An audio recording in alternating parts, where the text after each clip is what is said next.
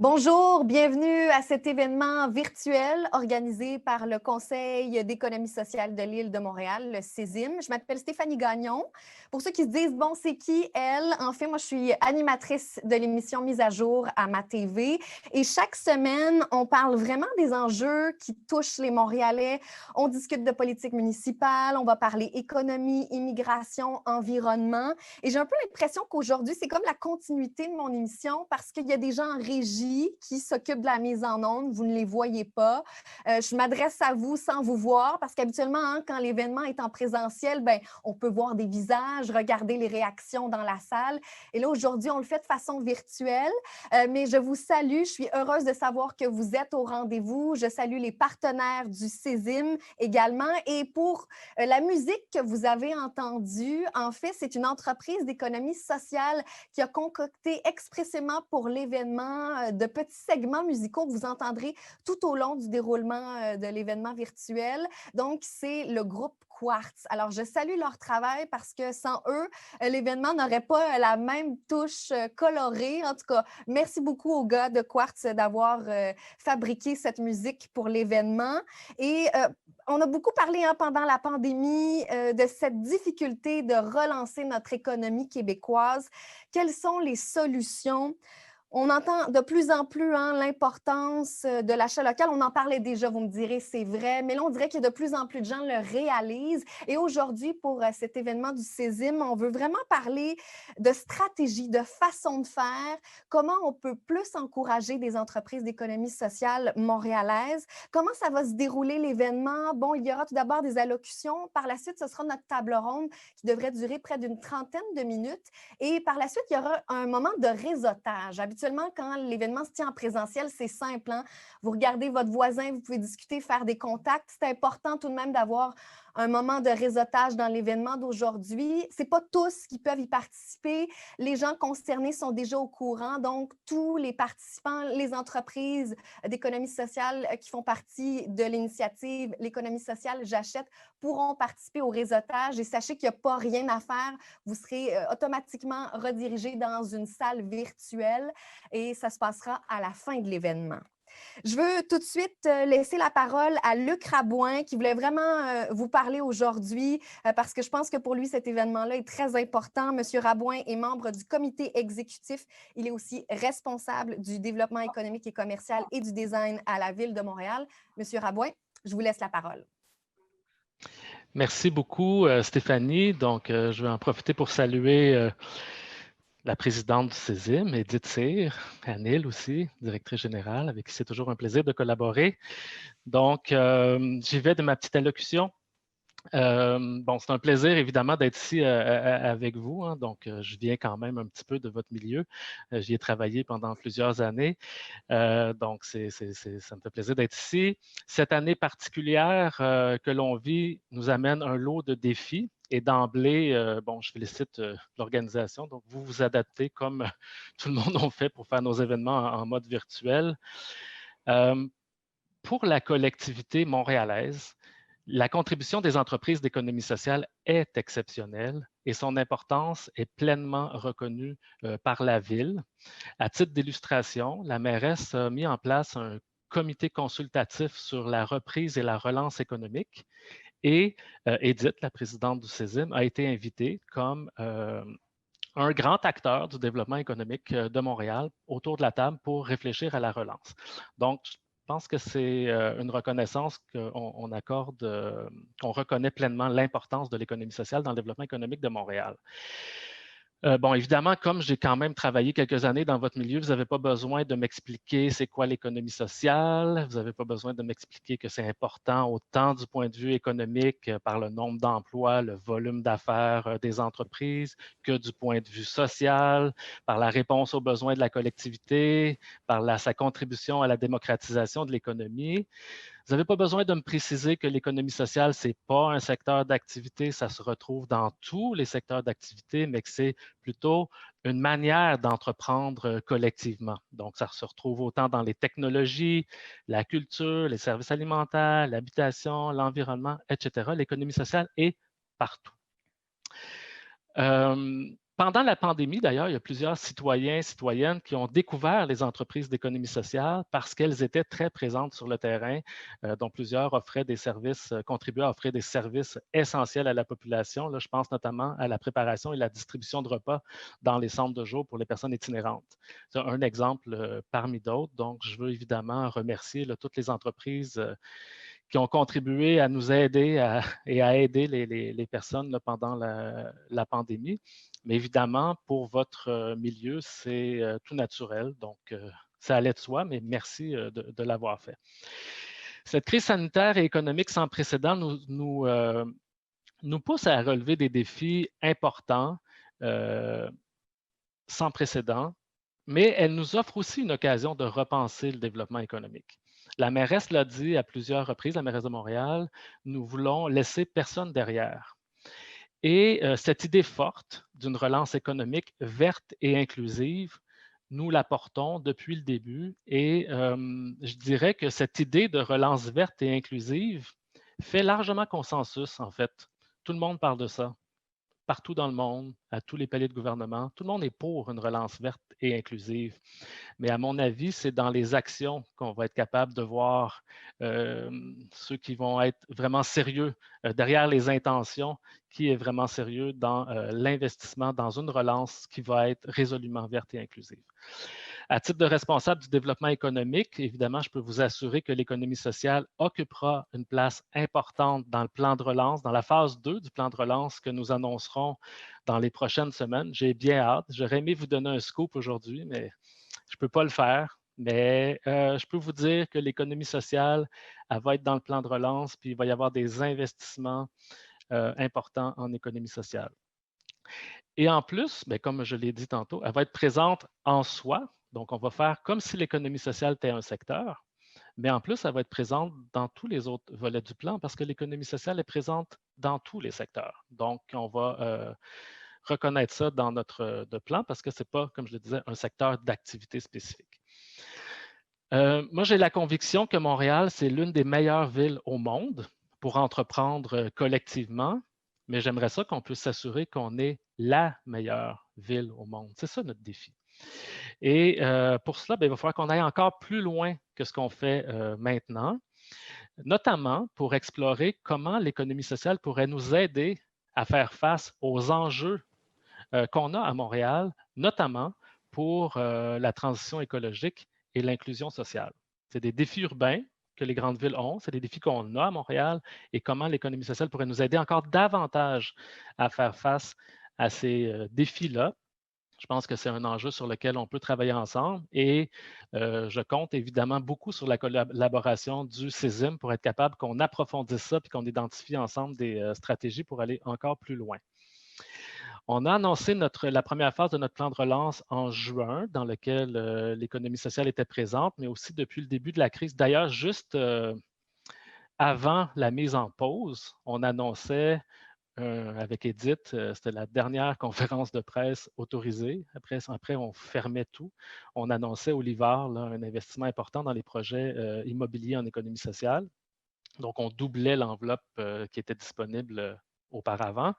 On a, depuis le début de la crise, beaucoup assoupli les conditions d'accès au fonds d'économie sociale, un fonds de subvention d'économie sociale qui est géré par PME Montréal. On vient d'ajouter 1,7 million pour renflouer le fonds d'économie sociale, vraiment pour aider les entreprises.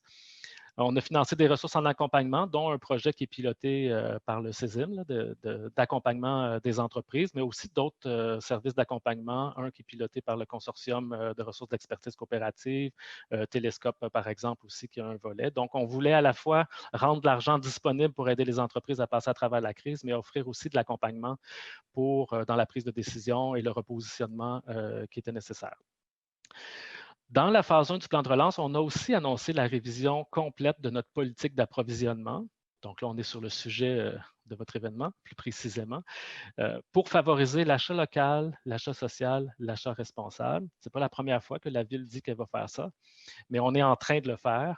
Et moi, je m'attends à avoir des premières conclusions avant Noël. Donc, on est vraiment, là, on a investi des ressources et on veut essayer de voir comment on peut aller le plus loin possible dans notre politique d'approvisionnement dans le cadre législatif actuel et identifier quelles sont les mesures législatives qui devraient être changées pour qu'on puisse aller encore plus loin. Donc, on est là-dessus activement. Et on me dit que dans la dernière édition du programme L'économie sociale, j'achète, la Ville a acheté pour 5,5 millions auprès des entreprises d'économie sociale. C'est très bien, mais on peut certainement faire encore plus. Donc, j'invite donc toutes les entreprises, les grandes entreprises, les institutions publiques à prendre part à ce mouvement d'achat social, local, responsable, car au bout du compte, ce que les entreprises d'économie sociale comme les autres ont besoin, c'est d'avoir des clients satisfaits qui renouvellent leur contrat et des clients qui parlent à d'autres entreprises pour leur dire comment c'est vraiment, ça vaut la peine de faire affaire avec des entreprises d'économie sociale parce qu'on a des services de qualité et en plus, ça contribue à la société. Donc, en terminant, je tiens à souligner de nouveau tout le travail extraordinaire qui est effectué par le CESIM, avec qui c'est toujours en plus un plaisir de collaborer. Donc, vous pouvez compter sur la Ville pour continuer de vous appuyer dans votre mission et de continuer à travailler, à faire la promotion de l'économie sociale et à travailler avec vous pour aller encore plus loin, pour être les meilleurs au monde. Merci. Merci beaucoup, Monsieur Rabouin. Je suis un peu déçue que vous ne nous ayez pas donné de scoop, mais c'est correct. Merci beaucoup d'avoir pris la parole. D'ailleurs, ce que Monsieur Rabouin nous disait, ça m'a fait penser à cette lettre ouverte qui a été publiée au début du mois dans la presse. Je ne sais pas si vous l'avez lu. C'est Béatrice Salin, qui est la directrice générale du chantier de l'économie sociale, qui écrivait que la pandémie nous montre en ce moment un peu les lacunes du système économique québécois. Et il y a beaucoup de gens qui demandent est-ce qu'on ait une relance économique différente, qu'on soit plus novateur. Dans ce texte de Béatrice Alain, elle nous disait qu'il y a l'économie sociale qui est là depuis longtemps et qui offre déjà des solutions à cette relance économique. On va vraiment parler de tout ça aujourd'hui lors de notre événement. En plus, pour le mois de novembre, c'est le mois de l'économie sociale. Donc, je vais tout de suite laisser la parole à Édith Cyr, présidente du Conseil d'économie sociale de l'Île de Montréal. Madame Cyr, je pense qu'avec la pandémie, tout ce que l'on vit, c'est encore important pour le CISIM que l'événement ait lieu, que ce soit virtuel, il fallait le faire. C'est important de sentir en cette période-ci la force des réseaux et l'appui de nos partenaires. J'aimerais remercier M. Rabouin. Franchement, mettons, dans votre présentation, même si on n'a pas eu les scoops, moi, c'est correct. Je suis prête à attendre parce que vous avez donné des éléments importants, c'est-à-dire, une grande reconnaissance de l'économie, une grande présence de l'économie sociale dans ce qui s'en vient dans la relance, des investissements, parce que des fois, la reconnaissance sans investissement, c'est un petit peu plus difficile. C'est un bon bout, mais ce n'est pas suffisant. Alors, vous avez dit qu'il va y avoir de bons investissements. Vous nous mettez dans tous les secteurs, ce qu'on demande depuis si longtemps. Ça aussi, c'est quelque chose, une grande reconnaissance. On le disait souvent, on peut être transversal, c'est ce que vous venez de dire. Vous pouvez compter sur notre appui. Merci de la reconnaissance que vous avez pour le CESIM, mais on va être au rendez-vous, on est là, on est prêt à mettre l'épaule à la roue. Je ne sais pas, moi je massacre toujours un peu les expressions, je viens d'en massacrer une encore, je pense. Merci beaucoup, M. Aujourd'hui, ça nous fait vraiment plaisir. Au nom du CESIM, j'aimerais vous dire qu'on est content de vous accueillir pour parler des bons coups des grandes entreprises, des institutions publiques, avec qui les entreprises d'économie sociale maintiennent le cap de l'achat local responsable à Montréal. Avec la pandémie, le gouvernement du Québec il a lancé une invitation claire, forte à l'achat local. Il dit afin d'être plus résilient et autonome. Notre initiative d'économie sociale J'achète, qui vise à nouer des partenariats entre les entreprises d'économie sociale, entre les institutions publiques, c'est une façon. Les entreprises publiques et privées, je dis juste publiques, c'est une façon de donner un coup d'accélérateur pour favoriser cet achat local. L'initiative réunit 27 partenaires institutionnels et de la grande entreprise que je tiens à saluer, à remercier pour leur engagement à l'égard de l'économie sociale. 7 nouvelles institutions et entreprises privées ont récemment joint le mouvement, dont certaines feront partie de la discussion tout à l'heure, soit la Fédération des travailleurs et des travailleuses du Québec, FTQ, Cotmo, une entreprise dans le domaine des outils promotionnels et responsables, excusez-moi, le VIO, une entreprise en technologie, le Palais des Congrès, Recyc Québec, l'Université McGill et l'Université de Montréal. Merci de votre engagement. Dans une courte vidéo que vous verrez dans quelques minutes, 37 entreprises d'économie sociale font partie de cette 4e édition. Des entreprises dynamiques, engagées, professionnelles. Je me permets de les saluer, de les remercier, car elles illustrent le savoir-faire et la grande diversité de l'économie sociale à Montréal. Nous pouvons nous réjouir aujourd'hui du chemin qu'on a parcouru depuis le lancement de cette initiative, de la première édition. Depuis 2013, ce sont plus de 1000 contrats qui ont été signés entre les entreprises d'économie sociale et les institutions, et excusez-moi, j'ai un petit problème ce matin, les institutions publiques et privées. On a, excusez, je vais faire quelque chose. Entre les entreprises d'économie sociale, les institutions publiques privées, au total, on parle d'un chiffre d'affaires de plus de 20 millions de dollars. Ces résultats, nous les devons aussi à nos partenaires qui soutiennent cette initiative et la mission du CESIM. Tout d'abord, le Mouvement Desjardins, partenaire majeur qui permet que cette initiative se déploie avec toute l'envergure qu'elle a. Merci infiniment. Je salue également l'École des entrepreneurs. C'est notre partenaire de formation et d'accompagnement auprès des entreprises. Je remercie aussi la Ville de Montréal, le ministère de l'Économie et de l'Innovation, le secrétariat de la région métropolitaine, PME Montréal, qui soutiennent la mission du CESIM. La crise actuelle, ça doit être l'occasion, vous en parliez, M. Rabouin, de revoir nos façons de faire et surtout de faire des choix plus inclusifs, plus durables, plus solidaires. Car les derniers mois ont mis en évidence des enjeux déjà présents à Montréal, que ce soit la fragilité du soutien aux personnes plus vulnérables, la crise du logement, les soins et les services aux personnes aînées ou la prévalence de l'insécurité alimentaire dans une société qui pourtant nous semble prospère. Les entreprises d'économie sociale ont joué un rôle de premier plan, encore là, vous l'avez souligné, pendant la première vague, puis ils continuent d'ailleurs à le faire. Ils sont ancrés dans la communauté, elles sont résilientes.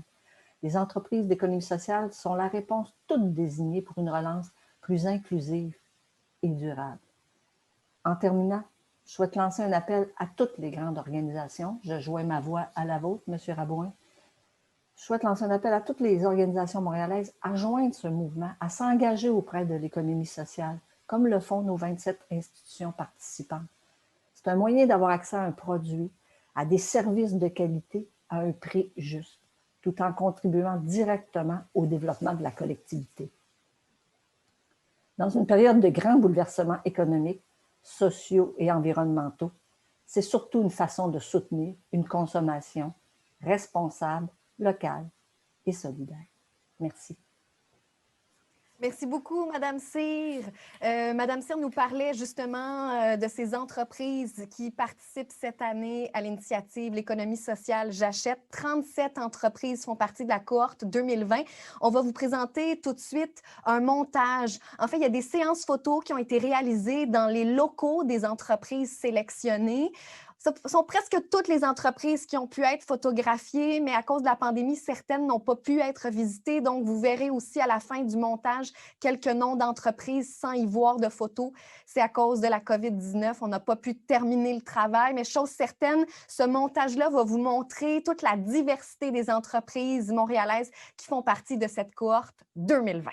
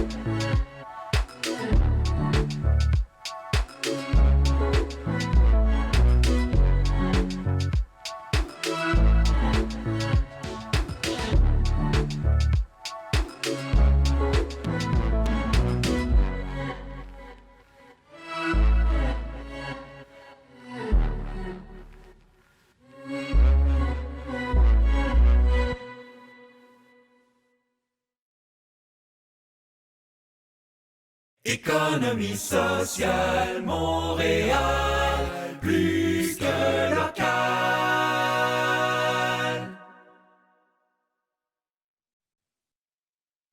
Ça y est, c'est le moment de commencer notre table ronde où on va parler de cette relance économique, de créer cette relance plus inclusive, cette relance qui serait plus durable aussi. Nous avons 8 intervenants qui vont prendre la parole à tour de rôle. Sachez que si vous voulez clavarder pendant l'événement, c'est-à-dire poser une question, écrire un commentaire, vous pouvez le faire. Vous n'avez qu'à regarder au bas de votre écran, il y a des icônes et il est là le petit icône pour le clavardage. Vous pouvez donc poser une question à un des intervenants pendant la discussion, pas de problème, ou m'envoyer en privé votre commentaire ou votre question. Comme ça, moi, pendant la discussion, j'essaierai d'intégrer quelques commentaires ou questions. D'ailleurs, il y a déjà Bertrand qui me demandait s'il pouvait s'inscrire au réseautage. Malheureusement, si vous ne l'avez pas fait avant l'événement, vous ne pouvez pas vous inscrire maintenant. Il fallait vraiment le faire avant. Les personnes choisies pour le réseautage ont déjà été choisies et on ne peut pas ajouter d'autres personnes, malheureusement. On va tout de suite présenter donc les participants de cette discussion. Tout d'abord, je vais vous présenter des gens qui représentent de grandes entreprises ou des institutions publiques. On a avec nous Maryse Lemay. Bonjour.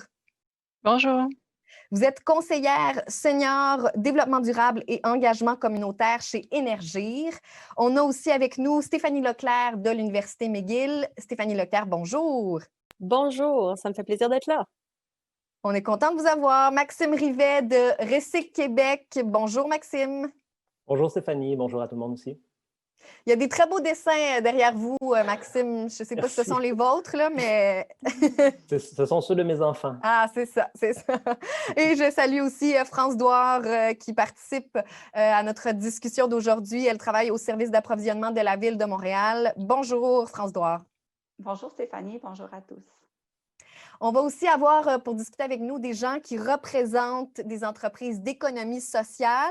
On a donc 3 représentants. On a avec nous Jean-Emmanuel Arsenault d'Axia Services, aussi Caroline Pujol de Sport Montréal et aussi Véronique Fournier du Centre d'écologie urbaine de Montréal. On les voit tous les 3. Et il y a aussi Anil Côté qui est avec nous, qui, elle, fait partie du Conseil d'économie sociale de l'île de Montréal. Je vous salue, vous 4. Et on va se reparler tout au long de la discussion. Je mentionnais tout à l'heure donc l'importance de faire affaire avec les entreprises d'économie sociale à Montréal. Ce qui est fou, c'est qu'avec la pandémie, on a vu plusieurs de ces entreprises être au front, à ne pas lâcher, à être très résilientes, à adapter leurs services, à faire en sorte qu'on puisse donner leurs services de façon virtuelle. On va essayer pendant cette discussion de justement vous donner des exemples concrets. Et Anil Côté, que vous avez vu, va revenir dans les 3 parties de la discussion pour nous donner des faits saillants, ce qui s'est passé en 2019, nous donner aussi des exemples très concrets parce que c'est aussi un peu le but de cette table ronde. On ne veut pas juste parler souvent dans les événements du genre, on entend des phrases un peu creuses, puis on se dit, oui, mais comment on fait concrètement pour agir, pour faire des changements dans notre manière de travailler? Bon, on va essayer aujourd'hui, en tout cas, de vous en donner des pistes de solutions, puis aussi de vous donner des exemples très concrets. On va commencer tout de suite avec la première thématique de la table ronde. Donc, comment faire des partenariats entre les grands donneurs d'ordre et les entreprises d'économie sociale. Comment on crée ces partenariats qui peuvent devenir très significatifs? Alors, pour en discuter, on va avoir avec nous Maryse Lemay d'Énergir et aussi Jean-Emmanuel Arsenault d'Axia Services. Pour Maryse Lemay, ça fait 8 ans que vous travaillez chez Énergir.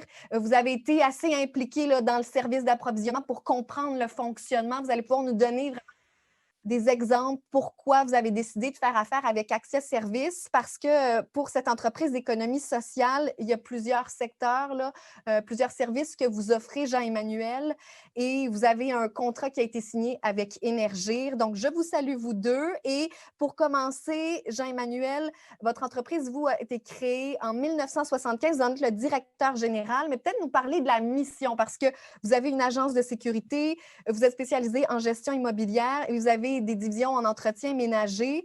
pour Énergir, là, vous assurez le service de gardien de sécurité. Vous offrez donc le service pour ce département-là, pour Énergir, mais dans tous les services, la mission de base. Bonjour, Mme Lemay, content de vous rencontrer. C'est la première fois qu'on se voit. Donc, heureux que Enchantée. vous étiez derrière toute la péripétie qui nous a amené à être un de vos fournisseurs. Donc, Axia Service, c'est une entreprise adaptée. Une entreprise adaptée, on est 40 au Québec. C'est une accréditation qu'on a auprès d'Emploi Québec. Et notre mission, c'est de créer des emplois pour les gens qui ont des limitations. Des limitations psychiques, des limitations physiques. Donc, effectivement, on existe depuis maintenant 45 ans. Puis Axia Service, donc, on crée des emplois, on maintient les gens qui ont des limitations d'emploi à travers notre organisation. Donc, on a plusieurs contrats à travers le Grand Montréal dans nos trois principaux services.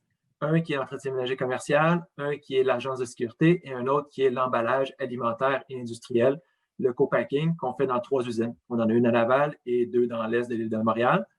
Donc, nous, c'est le contrat qu'on a avec Énergir. On a plusieurs contrats, à dire, avec Énergir. On a un contrat en sécurité, mais le tout début, le premier lien qui s'est fait avec Énergir, c'était au niveau de l'entretien ménager.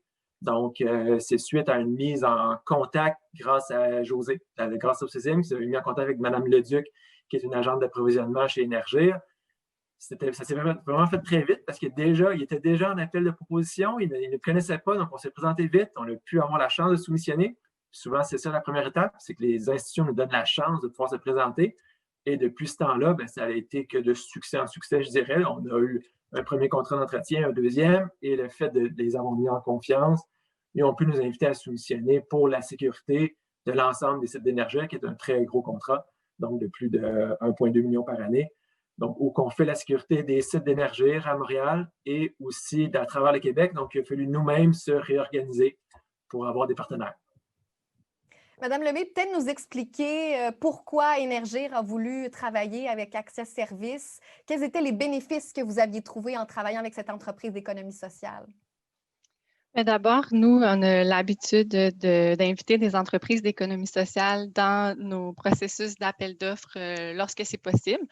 Donc, on suit toujours un processus d'acquisition traditionnel là, qui inclut une grille d'analyse, on a différents critères, puis on a un comité qui attribue des points à chacun des critères pour ultimement arriver à prendre une décision basée sur un résultat qui est mesuré. Dans nos critères, par exemple, on a des éléments sur l'expérience de l'entreprise, sa compréhension de notre besoin. Évidemment, il y a des critères de prix. Puis, il y a également une série de questions puis de points qui portent sur le développement durable et l'économie sociale. Donc, avec Axia, on a passé à travers effectivement 2 processus parce qu'on a 2 ententes différentes, une pour l'entretien ménager puis une pour les services de sécurité. La première, celle pour l'entretien ménager, s'est passée relativement sans embûche. En fait, c'est Axia qui a récolté le plus de points au final là, dans le processus d'appel d'offres. Puis on a même généré des économies comparativement aux précédents fournisseurs avec qui on faisait affaire. Donc, la décision était unanime. Pour le second contrat, celui qui concerne le service de sécurité, c'était légèrement plus complexe. C'est sûr qu'on considère les services d'agents de sécurité comme étant beaucoup plus stratégiques de par l'interaction avec nos employés, puis avec la sécurité de nos installations. Donc, le dossier a suscité un peu plus les passions à l'interne. Par contre, au terme du processus d'appel d'offres, les résultats parlaient d'eux-mêmes. Mais il a fallu quand même que le département d'approvisionnement démontre à la haute direction qu'Axia était en mesure de vraiment se positionner comme un fournisseur à la hauteur, de bien faire son travail. Alors, on a creusé un peu, on a travaillé avec Jean-Emmanuel à ce niveau-là. Puis, on a posé quelques questions aussi à d'autres clients d'Axia. Mais comme on aurait pu le faire aussi avec un fournisseur traditionnel, mais finalement, avec nos recherches, toutes les informations qu'on est allé chercher, tout le monde s'est rendu compte que c'était le bon choix. Alors, la haute direction a accepté nos recommandations, puis on travaille avec Axia depuis. Jean-Emmanuel, en termes de retombées, d'avoir tous ces contrats avec Énergir, est-ce que ça vous a amené d'autres contrats? Est-ce que ça a amené une visibilité? Qu'est-ce que vous avez remarqué depuis que vous travaillez avec Énergir? Oui, effectivement, mais ça ouvre d'autres portes. Souvent, les donneurs d'ouvrage veulent des comparables, donc ils veulent des contrats comparables de même ampleur. Donc, c'est certain qu'avec Énergir, c'est devenu notre plus gros contrat en sécurité. On avait des comparables un peu plus petits, mais ils ont quand même, ça a été effectivement, comme disait Marie, ça a été tout un chemin de croix. Donc, on aura eu plusieurs rencontres, il a fallu se présenter, il a fallu les convaincre, comme quoi on est capable de livrer le service. Puis, pour un bout de ligne, livrer le service, c'est ce qu'on fait présentement. Ça se passe bien. Puis effectivement, ça nous a permis d'ouvrir d'autres portes avec d'autres gros donneurs d'ouvrages qu'on est en discussion. Puis par contre, nous, c'est certain que faut demain, notre but n'est pas de juste de créer un chiffre d'affaires, mais de pouvoir intégrer des personnes qui ont des handicaps. Donc, il faut nous, au prime abord, on a nos propres académies de formation, avoir assez d'académiciens, assez de gens bien formés pour pouvoir après ça soumissionner. Donc, on est comme dans un deuxième cycle, je dirais maintenant, où oui, ça nous ouvre des portes, on est en discussion. Puis, c'est sûr, ça facilite. Ça permet aussi de nous-mêmes se réorganiser. Comme je disais, le fait d'avoir cette ampleur-là fait en sorte qu'on a dû développer des partenariats pour différents territoires au Québec, parce qu'Énergir a plusieurs bâtisses, tout est surveillé par caméra, mais des fois, il faut quand même envoyer des agents. Donc, on a pu tisser des liens avec d'autres entreprises d'économie sociale, soit en sécurité ou en entretien ménager, ou qu'eux nous aident à livrer le service quand on a des besoins à travers le Québec. Donc, ça lui fait beaucoup de retombées bénéfiques. Maryse Lemay, si vous aviez un conseil à donner à un donneur d'ordre un grand donneur d'ordre qui a certaines craintes, qui ne sait pas s'il doit aller de l'avant avec une entreprise d'économie sociale, qu'est-ce qu'on peut dire pour convaincre une entreprise? Oui, je pense que c'est encore parfois un frein, hein, des idées préconçues qui disent que peut-être que les entreprises d'économie sociale ne seront pas capables de répondre à notre besoin. Mais je dirais de passer au-dessus, au-delà de ces idées préconçues, puis de faire vraiment une analyse approfondie, de poser des questions, comme nous, on l'a fait, de rencontrer d'autres clients, puis les considérer comme toute autre entreprise, parce qu'au final, ils sont une entreprise comme les autres, puis ils sont en mesure de répondre à nos besoins. Donc, je dirais vraiment là, de pousser la recherche puis d'aller au-delà peut-être des perceptions. Je vais inviter tout de suite Anil Côté du CESIM à se joindre à nous. Elle travaille pour le CESIM, coordonne les activités depuis 12 ans au sein du Conseil d'économie sociale de l'île de Montréal. Et Anil va nous parler un peu du bilan de 2019 parce que c'est assez impressionnant le nombre de contrats qui ont été signés et aussi toutes les retombées, tout ce que ça a pu amener pour Montréal. Oui, en effet, et je trouve que l'exemple que l'on a ce matin illustre très bien l'évolution de l'initiative de l'économie sociale J'achète, parce qu'effectivement, en 2019, c'est plus que 500 contrats qui ont été signés pour une valeur de presque 15 millions de dollars. C'est des chiffres qui sont significatifs, mais si on regarde en fait des comparatifs, c'est pas seulement au niveau du nombre de contrats signés, mais surtout en termes de valeur des contrats signés, parce que lors de la précédente édition, on avait eu le même nombre de contrats, mais pour une valeur de 3,5 millions. Alors, je pense que ça témoigne aussi de la maturité des entreprises d'économie sociale, mais aussi de comment l'initiative a permis de développer les liens d'affaires avec la grande institution publique et en grande entreprise, mais aussi des institutions à mieux connaître l'économie sociale. Tout à l'heure, Mme Lemay évoquait qu'on a souvent des perceptions à l'égard de l'économie sociale, mais ce qu'on réalise, c'est que les entreprises d'économie sociale, elles sont solides, elles ont des capacités et elles sont capables aussi de répondre à des appels d'offres. Donc, je pense que ce témoignage-là illustre bien comment les entreprises d'économie sociale ont travaillé pour justement développer leurs liens d'affaires. Et du côté, par exemple, des institutions, c'est une occasion aussi de mettre je dirais, en application leur politique d'approvisionnement responsable, leur politique interne.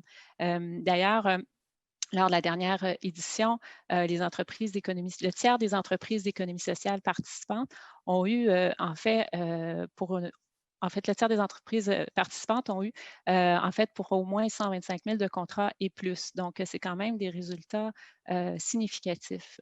Et je pense que de ce côté-là, l'initiative de l'économie sociale J'achète est gagnant-gagnant, on pourrait dire, pour les deux. Je vous remercie tous les trois d'avoir participé à cette première partie de notre table ronde. On va maintenant passer à la deuxième thématique. On veut vraiment s'attarder à la pratique, la méthode, comment faire du travail en amont, comment organiser tout le travail pour les appels d'offres. Est-ce qu'on peut mettre en place des conditions, des mesures pour mieux intégrer l'approvisionnement local, faire des choix plus responsables? Des grosses questions, hein? Ça peut sembler technique, mais comment on le fait pour le mettre en pratique? Comment on se facilite la tâche vraiment pour mieux encourager les entreprises d'économie sociale de Montréal? On va discuter vraiment des pratiques en institutions publiques. On a 3 intervenants, entre autres de l'Université McGill, Stéphanie Leclerc, rebonjour. Rebonjour. On a aussi de Recyc Québec, Maxime Rivet, qui, lui, est au... non, là, je ne veux pas mélanger. Vous êtes à l'emploi de Recyc Québec depuis 10 ans et vous êtes aussi comme un expert en développement durable pour la Société d'État. Vous êtes agent de développement industriel et vous vous occupez vraiment de la démarche de développement durable de Recyc Québec. Pour Stéphanie Leclerc, vous êtes vraiment en poste depuis 7 ans à titre de gestionnaire de programme approvisionnement responsable à l'Université McGill. Et puis, notre troisième participante nous provient de la Ville de Montréal, France Douard. Rebonjour. Bonjour. Vous êtes conseillère au service de l'approvisionnement de la Ville de Montréal depuis 2006 et vous avez récemment obtenu la nomination de conseillère en approvisionnement avec la spécialisation achat responsable. Félicitations à vous. On va faire donc un lien avec un des sujets abordés dans la première partie de la table ronde. En fait, on a parlé d'Axia Service avec Jean-Emmanuel Arsenault. Madame Leclerc, je commencerai avec vous. Il y a justement Axia Service qui a pu gagner un appel d'offres pour l'Université McGill. Peut-être juste nous mettre en contexte quels étaient les besoins, comment ça s'est passé exactement. Ben, en fait, nous, ça fait quelques années déjà à McGill qu'on essaie d'encourager les partenariats avec les entreprises d'économie sociale. Dans ce contexte-ci, ben, l'entreprise a été choisie parce qu'elle a gagné l'appel d'offres sur un des lots pour les services ménagers à notre campus McDonald's. On est très heureux qu'une entreprise d'économie sociale ait pu participer même à l'appel d'offres et emporter un des lots. Il a fallu mettre différentes mesures en place pour que ça fonctionne, en fait, et pour qu'une plus grande diversité de fournisseurs puissent participer à l'appel d'offres. Je ne sais pas si les gens sont au courant, mais à McGill, on compte 240 bâtiments à peu près. Et il va de soi que si on avait gardé l'ensemble du contrat en un lot ou même 2 lots, ça aurait limité la possibilité des fournisseurs de participer. En fait, ça aurait réduit la possibilité de joueurs de participer à l'appel d'offres. Donc, ce qu'on a fait avec nos requérants à l'interne, c'est qu'on a décidé de séparer le contrat en quelques lots, soit pour regrouper des bâtiments par secteur géographique ou par type ou par grosseur de bâtiment. Et puis, comme ça, en créant des lots différents, de différentes grosseurs et aussi en accordant une marge préférentielle aux entreprises d'économie sociale, ce que la LCOP nous permet, là, la réglementation québécoise. Mais cela a permis donc à une entreprise d'économie sociale d'emporter un des lots.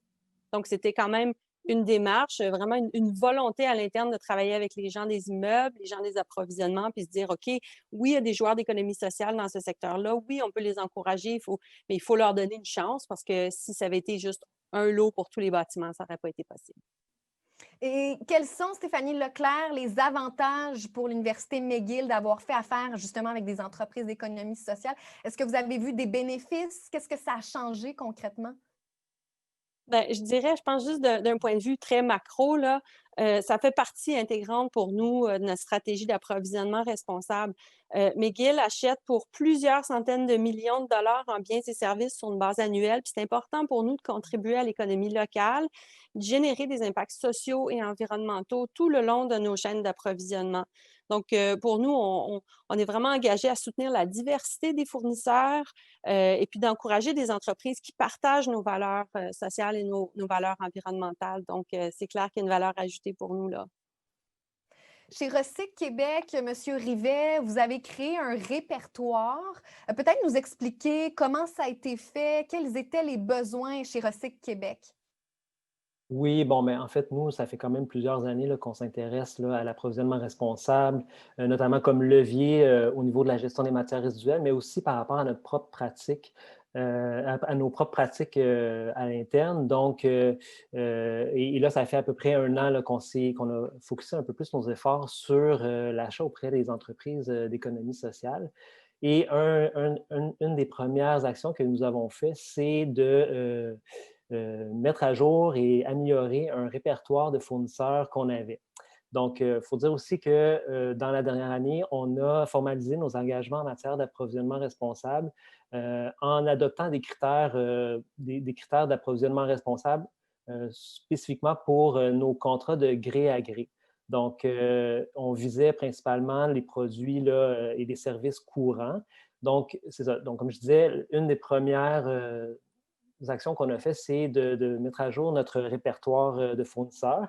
Et c'est là où est-ce qu'on a travaillé avec le CESIM, avec Nicolas Kiégère, là, que je salue, je prends la peine de le saluer maintenant. Donc, on a vraiment, Nicolas il est au CESIM, c'est ça? Donc, on a pris le temps d'identifier c'était quoi vraiment nos besoins.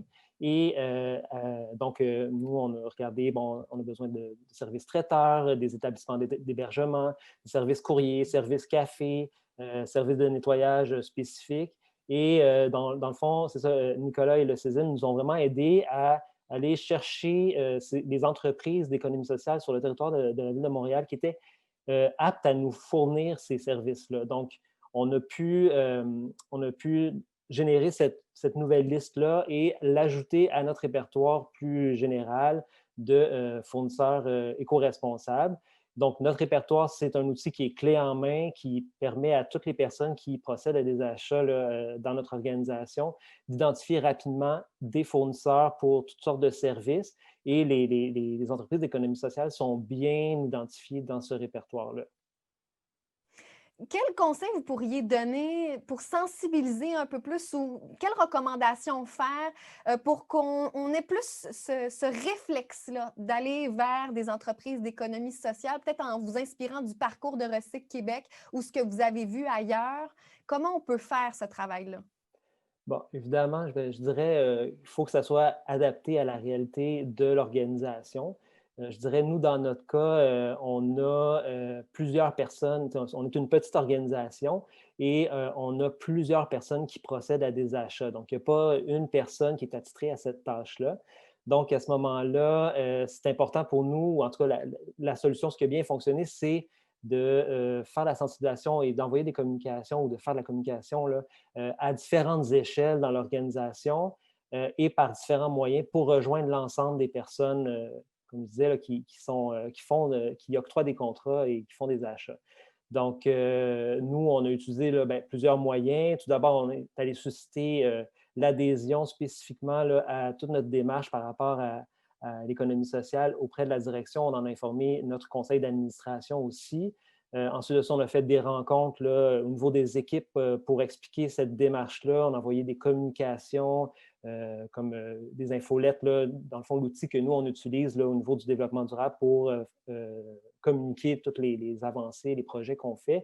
Donc, on a utilisé ça pour fournir cette information-là. Puis sinon, on a fait aussi un accompagnement plus spécifique auprès des personnes qui sont plus à même de faire des achats auprès des entreprises d'économie sociale, entre autres, en expliquant la valeur ajoutée que ça pouvait constituer pour notre organisation. Donc, tout un travail en amont, justement, pour inciter à ce qu'il y ait plus ce lien d'affaires qui soit créé avec des entreprises d'économie sociale. France Douard, pour la Ville de Montréal, dans le contexte de la pandémie, hein, vous avez dû faire de ces demandes, trouver des entreprises d'économie sociale. Peut-être nous expliquer quels étaient les besoins en temps de pandémie, qu'est-ce que le service d'approvisionnement de la Ville de Montréal a fait? Oui, alors, dans un premier temps, avec la propagation du COVID, la mairesse Valérie Plante a décrété l'état d'urgence sanitaire à Montréal et la Ville de Montréal a déployé les mesures d'urgence. Une des demandes pressantes était la recherche au niveau des masques et des désinfectants. Il y a également eu le gardiennage qui a été très en demande. Maintenant, mis à part... ce qui s'est passé, c'est qu'il fallait aussi répondre aux besoins au niveau des itinérants qui étaient très touchés par la crise. Alors, à cet effet-là, la Ville de Montréal a vu à obtenir un accueil en planifiant des refuges pour les itinérants. Et il y a eu un besoin très pressant qui a été identifié de se tourner vers des services alimentaires pour être en mesure, dans le fond, de subvenir aux besoins des citoyens qui étaient en situation précaire ou d'itinérance. Alors, c'est à cet effet-là que le service de l'approvisionnement a déployé des efforts. C'est la section du bassin de commande qui a pris en charge la mission des achats pour les mesures d'urgence. Alors, dans le fond, le besoin était identifié au niveau de subvenir à 3 repas par jour, lesquels devaient être des repas froids et qui devaient être livrés aux diverses installations sur le territoire de la Ville de Montréal. Alors, il y a eu un premier repérage qui a été fait au sein du fichier fournisseur de la Ville de Montréal. Alors, ça a permis d'identifier les entreprises d'économie sociale et les OBNL pour le secteur alimentaire. Alors, ce fichier fournisseur-là, dans le fond, permet un repérage et d'identifier rapidement les fournisseurs pour une catégorie d'achat, ce qui permet à nos acheteurs d'être beaucoup plus efficaces lorsqu'on a des besoins. Et le fait d'être pré-inscrit au fichier fournisseur permet d'emblée de faire, faire affaire, en fait, avec ces entreprises-là rapidement. Alors, une des problématiques qu'on a vécues quand même suivant la pandémie, on s'entend que toutes les entreprises et organisations n'étaient pas en mesure de répondre pour diverses raisons au niveau de la capacité, au niveau de la main-d'œuvre. Alors, on sait qu'il y a des entreprises qui n'ont pas été en mesure de poursuivre leurs opérations. Alors, à ce niveau-là, en parallèle, nos acheteurs ont dû faire des démarches supplémentaires pour obtenir une banque de fournisseurs aptes à répondre dans l'urgence, hein, parce que c'était quand même très... à très court terme. Alors, il y a plusieurs sites qui ont été explorés.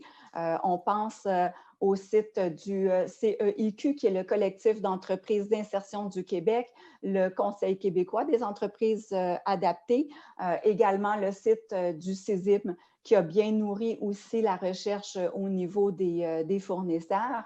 Alors, avec cette recherche-là, on a pu faire affaire avec plusieurs excellents fournisseurs, dont plusieurs de la cohorte 2020 pour le projet Économie sociale J'achète. Alors, Cantine pour tous, Cuisine à tout, Cuisine collective Hochelaga Maisonneuve et l'Intermission avec les petites mains sont des entreprises avec qui on a fait affaire. La collaboration a vraiment été très bien reçue. Alors, dans le fond, ça nécessitait bien entendu une grande flexibilité parce qu'il y avait des ajustements qui étaient de dernière minute au niveau que ce soit d'allergie, que ce soit de choix d'aliments, que ce soit au niveau des échéances et des quantités. Alors, vraiment, le service était au rendez-vous et tout ça s'est fait selon une collaboration et fait dans le respect et la résilience. Alors, la Ville de Montréal remercie bien sûr ces entreprises-là d'avoir répondu à la demande avec une performance et une qualité de service hors pair. Et peut-être je peux poursuivre avec un petit pitch qui peut faire du bien. Entre autres, Edith, on parlait là, de quantité, de volume d'achat. Alors, en tout, pour les mesures d'urgence de mars à août 2020, c'est 4,5 millions qui a été octroyé auprès des entreprises d'économie sociale, OBNL et coopératives, dont 2,5 millions aux entreprises d'économie sociale. Alors, bien sûr, une grosse portion de ce volume dans le secteur alimentaire. Alors, oui, on a la volonté là, de poursuivre nos efforts avec notre collaboration auprès des entreprises d'économie sociale. Oui, ben on a vraiment là, ici des chiffres clairs, montrer à quel point hein, Oui. ça a vraiment été fait ce travail pour justement faire ce lien d'affaires avec plus d'entreprises d'économie sociale. D'ailleurs, dans les commentaires des gens qui assistent à notre événement virtuel, je n'ai pas de questions encore. D'ailleurs, si vous voulez poser une question à un des intervenants qui a parlé plus tôt ou à un intervenant qui vient de s'adresser à nous, vous pouvez toujours utiliser en bas de l'écran l'icône pour le clavardage. Il y a Martin Saint-Denis qui dit qu'il a travaillé à produire plusieurs bilans au cours des dernières années, justement là, en lien avec l'économie sociale, et il dit que l'évolution est très positive, les contrats signés sont de plus en plus importants. J'ai l'impression que ça devient de plus en plus encourageant aussi. Je vais demander à Anil Côté de se joindre à nous, peut-être pour parler de stratégie de façon plus globale, travailler en amont, comment on peut s'y prendre. Anil, on a eu vraiment des exemples assez concrets avec nos 3 intervenants. Quel conseil on peut donner à ceux qui nous regardent? Bien, en fait, ça dépend vraiment de la culture de l'organisation, mais je dirais que dans les stratégies que nous, on a observées au cours des dernières années avec les institutions publiques et la grande entreprise, c'est, en fait, je dirais qu'il y a comme 3 ou 4 stratégies.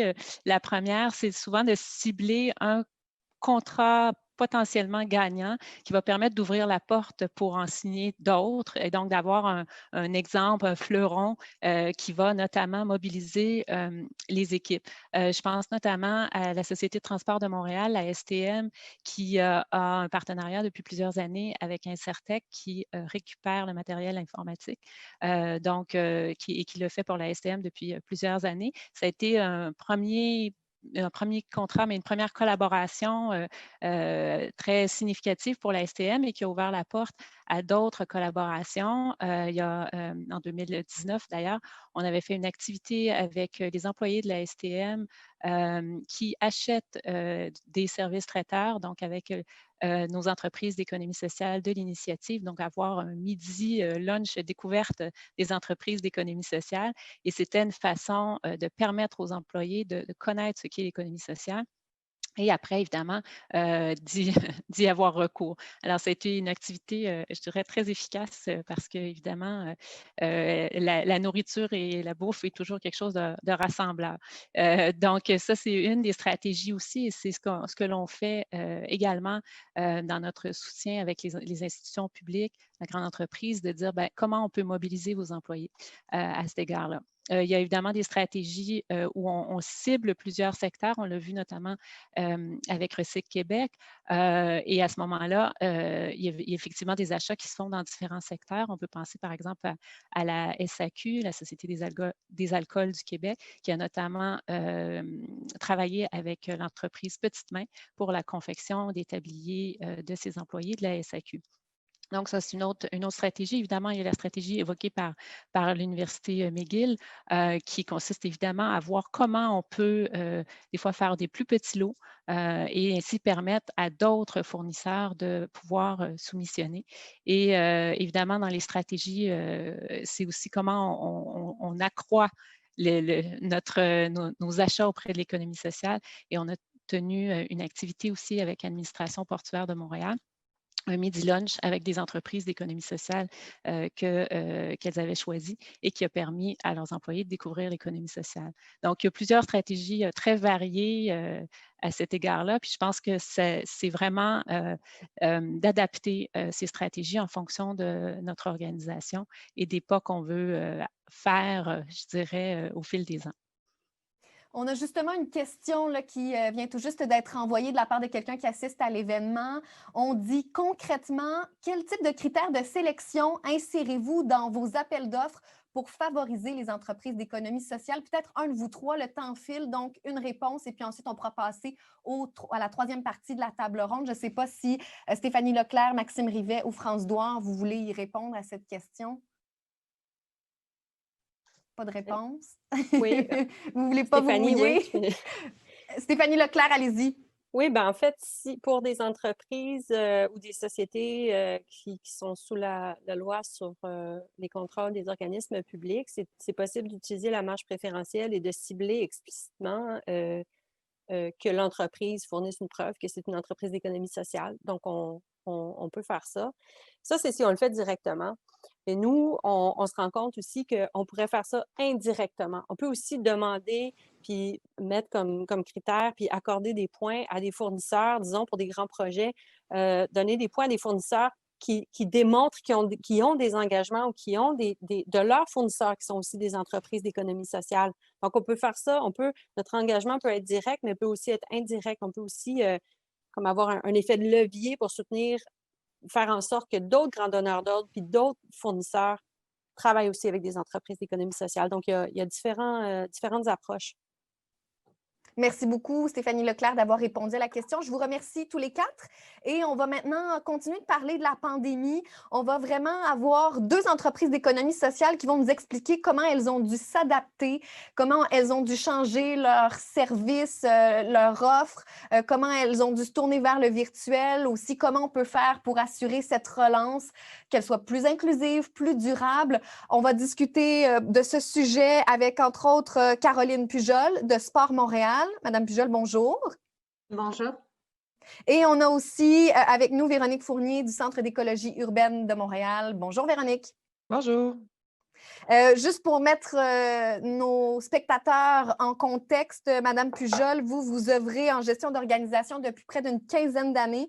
Vous êtes la directrice générale de Sport Montréal depuis 2015. Et pour Véronique Fournier, elle a été conseillère de ville de 2009 à 2013 pour l'arrondissement du Sud-Ouest. Elle est diplômée en management public et elle est la directrice générale du Centre d'écologie urbaine de Montréal depuis 2014. Mesdames, parlons donc de cette pandémie, mais peut-être, Mme Pujol, nous expliquer au départ comment vous avez dû adapter vos services. Qu'avez-vous dû faire avec le début de cette pandémie?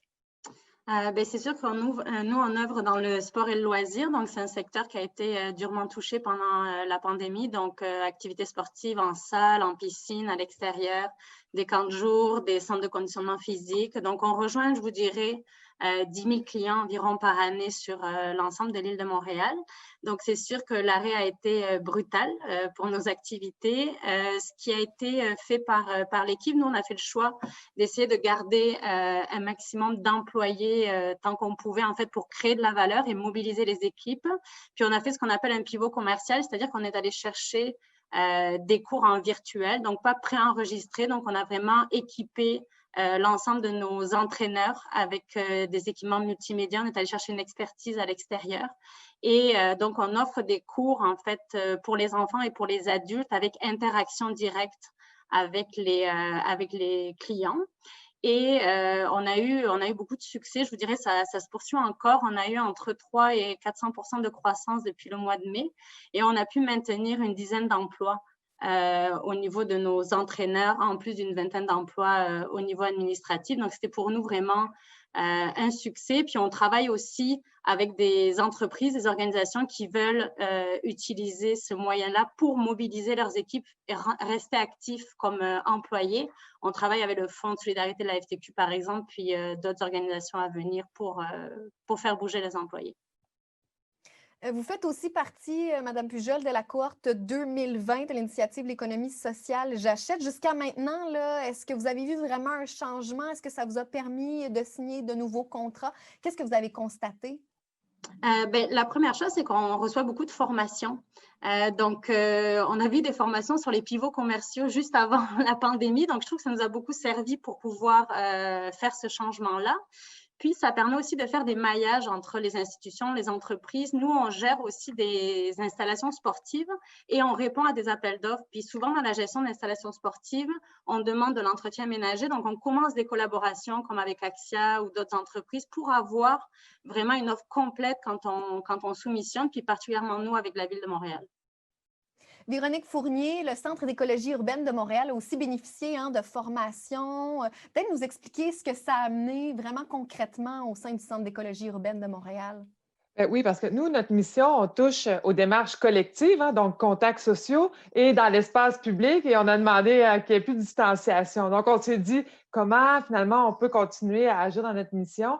On avait déjà des pratiques numériques par le passé, des webinaires, on travaillait sur des projets à distance ailleurs au Québec, au Canada, mais ce n'était pas quelque chose qu'on mettait de l'avant nécessairement. Ça faisait partie un peu de notre quotidien, si on peut dire.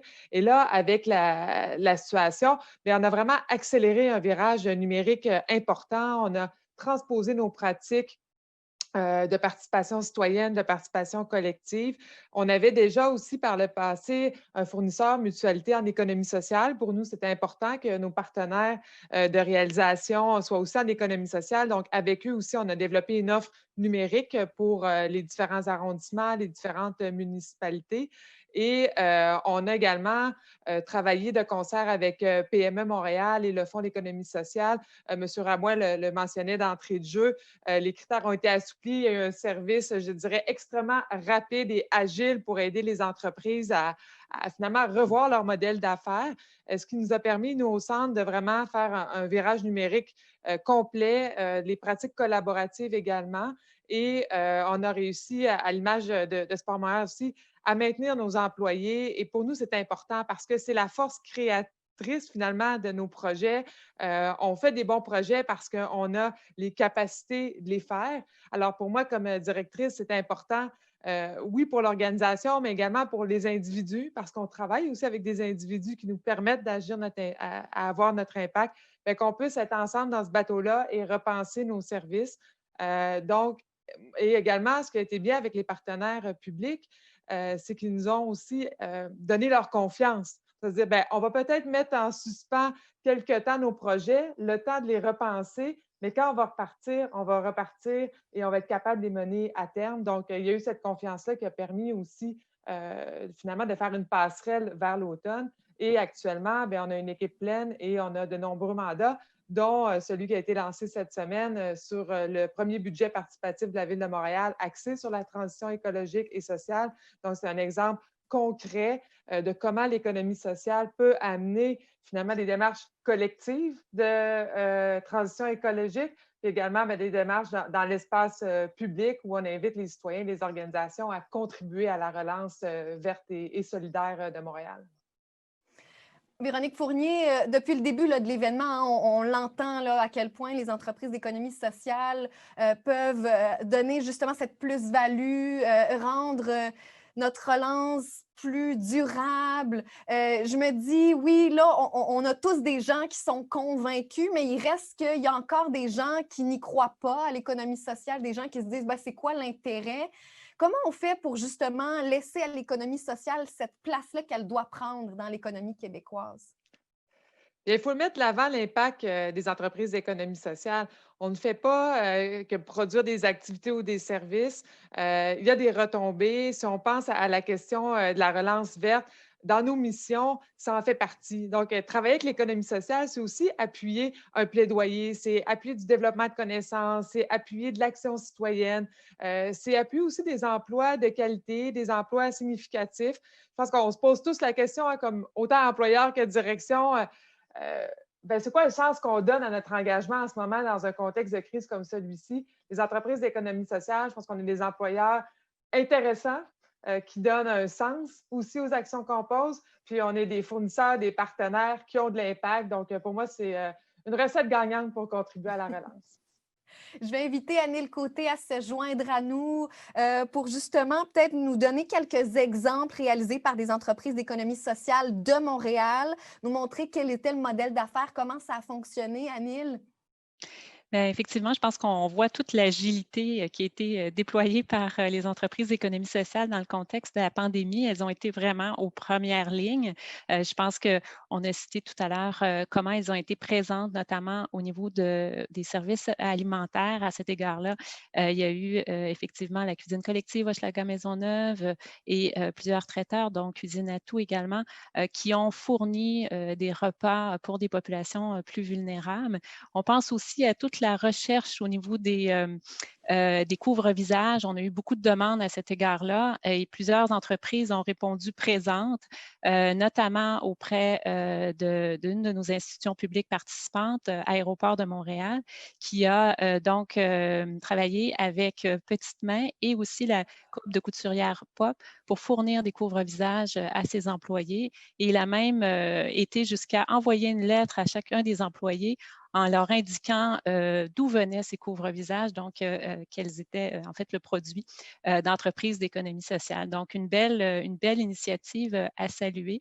Je pense qu'il y a beaucoup d'initiatives encore qui pourraient être nommées. Je pense peut-être une dernière à Imprime Emploi qui a notamment revu qui est une entreprise qui fait de l'impression et qui a développé un nouveau service en termes de signalétique, puisque évidemment, avec la pandémie, on a dû se retourner rapidement pour pouvoir indiquer les nouvelles façons de faire. Et d'ailleurs, Imprime Emploi a remporté l'an dernier un contrat avec la Ville de Montréal de 1,2 million pour l'impression et la distribution d'avis aux résidents. Donc, Imprime Emploi qui a été aussi une des entreprises d'économie sociale participantes à l'initiative.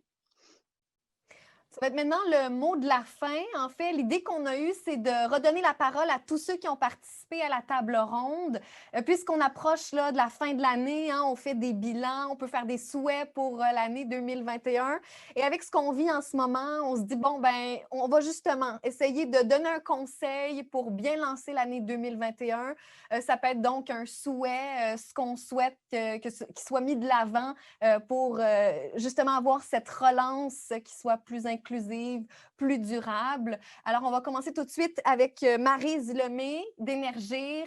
Si vous aviez un souhait, un conseil à donner pour qu'on ait de meilleures pratiques en 2021 pour encourager l'économie sociale, qu'est-ce que vous diriez? Monsieur Rabouin parlait de la relance verte et inclusive. Je pense que pour participer à la relance verte et inclusive, il faut encourager les entreprises d'économie sociale. Puis c'est une action concrète qui peut être posée par les grandes entreprises. Donc, ce serait mon souhait là, pour la prochaine année. Notre deuxième participant qui va nous donner son souhait, en fait, je vais tout de suite demander à Stéphanie Leclerc de l'Université McGill qui va nous dire quel conseil elle peut nous donner pour 2021. Stéphanie? Pour McGill, en fait, il y a deux choses. Nous, on est vraiment convaincus là, des retombées positives de l'économie sociale.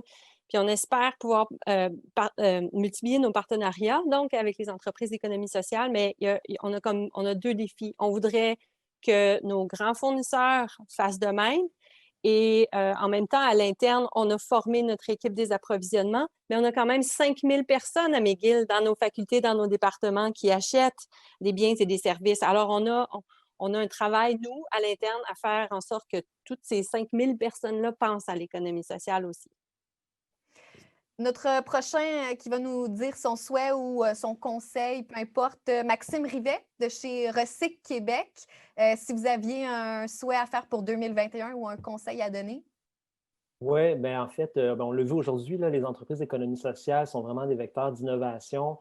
Nous, à Recyc Québec, on le constate, les entreprises d'économie sociale sont présentes sur le terrain. Ils jouent un rôle super important au niveau de la gestion des matières résiduelles dans l'ensemble de la chaîne de valeur. Et ils sont partout là, au niveau, entre autres, de l'économie circulaire. Donc, je pense que aussi, donc les entreprises sont capables d'offrir des produits, des services qui sont de très haute qualité et à valeur ajoutée. Et il faut continuer, comme on le fait aujourd'hui, à mettre de l'avant tout ce potentiel-là qui vient de l'économie sociale. Donc, montrer les bons coups, faire connaître l'offre de services aux grandes entreprises, puis s'assurer aussi qu'il y ait un maillage là, entre les grandes entreprises et les entreprises d'économie sociale. France Douard du service d'approvisionnement de la Ville de Montréal, qu'est-ce que vous pouvez ajouter à tout ce qui a déjà été dit? En fait, pour la Ville de Montréal, on aurait peut-être un conseil, un souhait. Le conseil, c'est vraiment de mobiliser les entreprises d'économie sociale à venir s'inscrire au fichier fournisseur pour se faire connaître et pour permettre à nos acheteurs de les repérer lorsqu'on a un besoin qui est identifié. Et le souhait, c'est vraiment plus de latitude, alors un assouplissement au niveau du cadre légal par rapport à la LCV qui est très contraignante. On va maintenant poser la question à nos représentants d'entreprises d'économie sociale. Celui qui était au tout début de la discussion, Jean-Emmanuel Arsenault d'Axia Services. Quel souhait ou quel conseil vous voulez donner? Ça donne suite à ce que Mme Douard a dit, donc que les critères sociaux soient vraiment inscrits dans toutes les politiques d'approvisionnement. Ça donne vraiment un bon coup de main aux entreprises d'économie sociale. Merci beaucoup. Ensuite, on va donner la parole à Caroline Pujol de Sport Montréal. Est-ce que vous avez un souhait, Mme Pujol, ou vous voulez donner un conseil? Un peu comme Jean-Miel le disait, je pense que je trouverais que ça serait important que plusieurs institutions comme Énergir l'a fait, puis notamment la Ville de Montréal, rajoutent des critères de pointage pour l'engagement en développement durable et social. Je pense que ça favoriserait la propagation de l'économie sociale dans l'approvisionnement. Et on va entendre un dernier souhait ou un conseil. Qu'est-ce qu'on peut faire en 2021 pour mieux encourager les entreprises d'économie sociale? Véronique Fournier, Centre d'écologie urbaine. Peut-être un souhait un peu plus, je dirais, ésotérique, disons-le comme ça, mais la confiance, d'avoir la confiance qu'on est capable d'inventer, de trouver des solutions. On est dans une situation quand même qui se prolonge et je suis certaine que ce dialogue-là entre les institutions, les entreprises d'économie sociale, nous-mêmes dans nos organisations, on est capable d'avancer et d'être innovants pour la suite. Très bon mot, ça, pour vraiment mettre fin à cette table ronde. Je vous remercie beaucoup d'avoir regardé notre discussion. Je remercie nos participants de nous avoir donné des exemples, de nous avoir parlé de ce qu'eux vivaient au quotidien, au travail. Je veux remercier aussi Luc Rabouin qui a pris la parole au tout début de l'événement, aussi la présidente du CESIM, Édith Cyr, dans son mot de bienvenue. Moi, je m'appelle Stéphanie Gagnon. Ça m'a vraiment fait plaisir d'être avec vous pour cette discussion et je vais laisser la parole tout de suite à Anil qui va vous donner ce mot de la fin, vous expliquer aussi pour le réseautage comment ça va fonctionner. Merci. Et de mon côté, je pense qu'il ne me reste plus qu'à te remercier, Stéphanie, pour cette superbe animation. Merci infiniment. Je me permets aussi de remercier de nouveau nos partenaires qui soutiennent aussi la mission du CESIM, le Mouvement Desjardins, la Ville de Montréal, le ministère de l'Économie et de l'Innovation et nos partenaires aussi dans l'initiative, l'École des entrepreneurs du Québec et le réseau PME Montréal. J'aimerais aussi remercier le groupe Quartz qui a si bien, je dirais, animé cette rencontre. Également, merci à SBI Audiovisuel, Mambo et Nacelle Eco. Et évidemment, je ne pourrais passer sous silence le travail de mon équipe. Merci infiniment à José Bello, Marie-France Robitaille, Marie-France Savard, Nathalie Maisonneuve, Nicolas Quigère et Alex Delorme. Merci infiniment pour la préparation de cet événement. Sans plus tarder, en fait, pour ceux qui ont été avec nous dans la dernière heure et un peu plus, merci d'avoir été avec nous. Ceux et celles qui participent à l'activité réseautage réservée aux entreprises d'économie sociale et aux institutions publiques participantes de l'initiative, restez avec nous juste le temps qu'on puisse vous envoyer dans les salles qui vous permettront d'avoir des plus petits groupes de discussion. Vous devriez avoir reçu également les consignes pour le réseautage, donc une vingtaine de minutes de réseautage. Donc, c'est du speed dating, donc il faut être assez efficace. Donc, prenez un temps pour tout d'abord vous présenter, évidemment présenter votre entreprise et aussi prendre la peine aussi de signifier quelle est votre offre et quels sont les besoins que vous avez en termes d'institution, si évidemment vous êtes une institution ou si vous êtes une entreprise, quelle est votre offre. Assurez-vous également que vous avez un gardien du temps pour permettre à chacun dans les groupes de pouvoir s'exprimer. Et évidemment, assurez-vous de laisser vos coordonnées à la fin s'il y a des possibilités d'affaires ou si vous voulez poursuivre la discussion. Alors, c'est ce qui mettrait fin à notre partie discussion de l'événement. Alors, je vous invite à rester avec nous pour la suite, la partie réseautage. Donc, pour ceux qui sont avec nous, vous n'avez rien à faire sinon que d'attendre que l'on vous attribue une salle. Merci infiniment et bonne journée.